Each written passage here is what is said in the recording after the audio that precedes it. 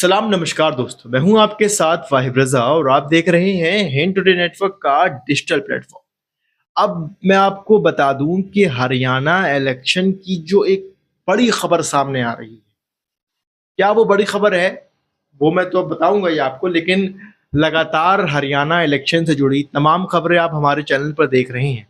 और अब एक और बड़ी खबर, कहा जा रहा है कि अरविंद केजरीवाल की जो रिहाई जमानत पर रिहाई हुई है उसको लेकर कहा जा रहा है कि कांग्रेस को नुकसान, बीजेपी को फायदा।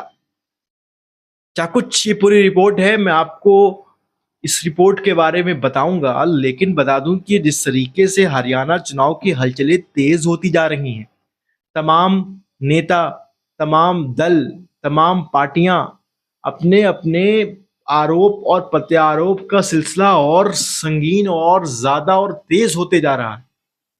और अब देखना यह है कि तमाम पार्टियां अपना अपना प्रदर्शन कर रही हैं, लेकिन जो ये दावा है कि केजरीवाल के आने से, बाहर आने से कांग्रेस को नुकसान और भाजपा को फायदा, पूरी रिपोर्ट आपको पढ़ के सुनाता हूं और बताने की कोशिश करता हूं कि क्या है ये पूरी रिपोर्ट।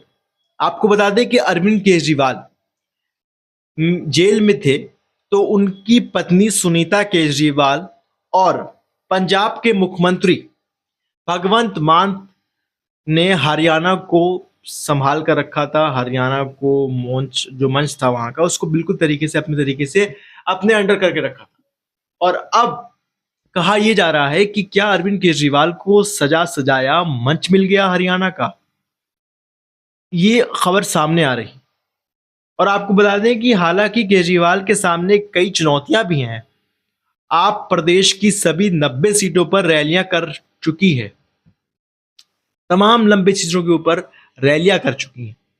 और अब आपको बता दें, मैं एंड में आपको कुछ अहम बिंदु बताऊंगा जिससे आपको पता चल जाएगा कि क्या है ये पूरी रिपोर्ट। पहले आपको रिपोर्ट बताते हुए आगे चलता हूं। आपको बता दें कि आम आदमी पार्टी के जो संयोजक अरविंद केजरीवाल जी हैं, जमानत पर जेल से बाहर आने से हरियाणा का चुनावी रण में उतरिया उनकी पार्टी बड़ी ताकत मिल सकती है। कहा जा रहा है कि उनकी पार्टी को एक बड़ी ताकत मिल सकती है, एक बड़ा हौसला मिल सकता है, एक बड़ा सहयोग मिल सकता है अरविंद केजरीवाल के बाहर आने से। और हाँ, ये भी कहा जा रहा है कि जो सियासी रंग है उसमें भी कुछ अलग तरीके का रंग दिखने वाला है इस बार चुनाव, जो विधानसभा चुनाव होने वाले हैं उसमें। अब आगे बता दें, केजरीवाल के चुनाव प्रचार राजनीतिक रूप से कांग्रेस के लिए नुकसानदायक है और सत्तारूढ़ भाजपा के लिए फायदेमंद साबित हो सकता है। यह दावा मीडिया रिपोर्ट्स के अकॉर्डिंग किया जा रहा है कि इस तरीके से अरविंद केजरीवाल का बाहर आना और जो चुनाव प्रचार कर रहे हैं वो, उससे कांग्रेस को नुकसान हो सकता है और भाजपा को फायदा। ऐसा क्यों? इस पूरी रिपोर्ट को मैं समझाने की आपको आगे कोशिश करता हूं। कहा गया है कि कांग्रेस और आप के बीच गठबंधन की स्थिति में जिस वोट बैंक का नुकसान भाजपा को होता है, अब वही इन दोनों दलों के बंटने की स्थिति बन चुकी है। आपको बता दें कि जिस तरीके से जब आम आदमी पार्टी और कांग्रेस का जो गठबंधन हो जाता है तो वोट बैंक का असर भाजपा के ऊपर पड़ता है। अब कहा जा रहा है कि अब दोनों दलों पर इसका असर पड़ेगा और भाजपा को फायदा होगा, ना कांग्रेस को नुकसान, भाजपा को फायदा, अरविंद केजरीवाल बाहर। ये रणनीतियां सामने आ रही हैं। और अब आगे बताते चलते हैं आपको कि क्या अरविंद केजरीवाल में जब जेल में थे तो उनकी पत्नी सुनीता केजरीवाल और पंजाब के मुख्यमंत्री ने पूरा मोर्चा संभाल के रखा था। और अब देखना यह है कि जिस भी तरीके से ये जो स्थितियां आगे बढ़ती जा रही हैं, इसमें आपको क्या लगता है? इसके दो अहम बिंदु हैं इस रिपोर्ट का। सबसे पहला बिंदु आपको बताने की कोशिश करता हूं कि जेल से बाहर आते ही केजरीवाल को मिला हरियाणा का चुनाव सजा सजाया। इससे सहमत हुए तो हमें कमेंट करके जरूर बताइएगा कि क्या इस जो किया गया है इससे आप सहमत है कि नहीं, क्या ये सच्चाई है और क्या कुछ आपके विचार है।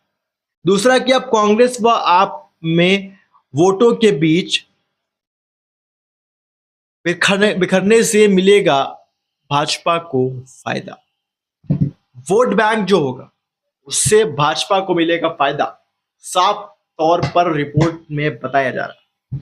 और भाई साहब देखना, ये आपको बता दें सबसे पहली बात, जिस तरीके से हरियाणा का चुनाव बीएसपी एनएलओ का गठबंधन चल रहा है, भाजपा है, कांग्रेस है और समाजवादी पार्टी है, तमाम पार्टियां अपने अपने प्रदर्शन कर रही है वहां पर। आपको बता दें कि लेकिन एक पार्टी जो अलग रंग में दिख रही है इस बार, वो है बीएसपी और एनएलओ।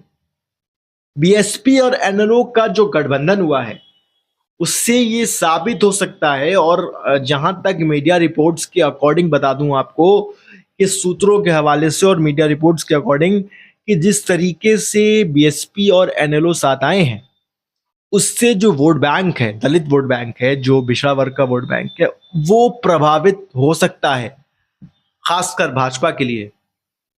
और जिस तरीके से ये नुकसान हो सकता है उसके ऊपर भी ये बात कही गई। और आपको बता दें क्या कुछ कहा है बीएसपी और एनएलओ ने।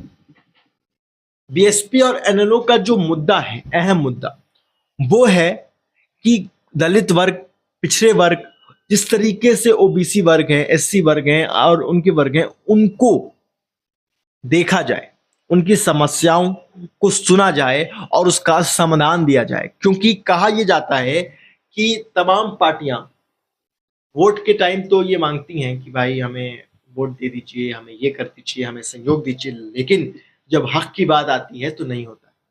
इसी तरीके से तमाम चीजें हो रही हैं। ये तो हरियाणा का मामला आपको बता रहा हूँ। हरियाणा में बीएसपी और एनएलओ का अहम मुद्दा क्या है, कहा है कि दलित और जितने भी वहाँ के विषय वर्ग है उनको, उनकी समस्याओं को सुनना, उनकी समस्याओं को समाधान देना और करना। तो जहां तक रिपोर्ट्स के अकॉर्डिंग बीएसपी और एनएलओ का जो जलवा है वो प्रभावित कर सकता है वोट बैंक प्रतिशत, और दलित वर्ग का जो वोट बैंक है वो देगा। और एनएलओ को क्या बता रहे हैं कि एनएलओ का जो सिस्टम है वो उस पर चलता है, किसानों की मुद्दों के ऊपर, किसानों की आवाज सुनने के ऊपर। तो अब कहा यह जा रहा है कि अगर किसान वोट, दलित वोट दोनों चला जाता है बीएसपी एनएलओ की तरफ, तो बचता क्या है, और बचता है तो स्थिति क्या बनती।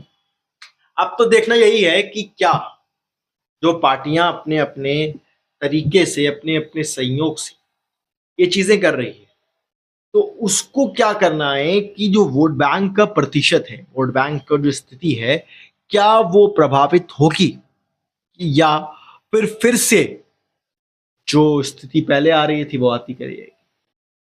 बहुत से आरोप प्रत्यारोप स्थितियां एकदम गंभीर होती जा रही हैं। तमाम पार्टियां एक दूसरे पर इस तरीके से आरोप प्रत्यारोप की स्थिति चला रही हैं। लेकिन अब देखना यही है कि किस तरीके से आगे आने वाले वक्त में काम होता है और हम सहयोग देते हैं। आपको बता दें कि हम हरियाणा से जुड़ी तमाम खबरें, आपको विधानसभा इलेक्शन जुड़ी खबर लगातार अपडेट पे अपडेट रोज के रोज दे रहे हैं। तो अपडेट्स के लिए हमारे साथ जुड़े रहिए, हमें सब्सक्राइब करते रहिए, हमारे बेल आइकन को दबाते रहिए और अपना ढेर सारा प्यार कमेंट और लाइक एंड शेयर के जरिए हमें देते रहिए। बहुत बहुत शुक्रिया।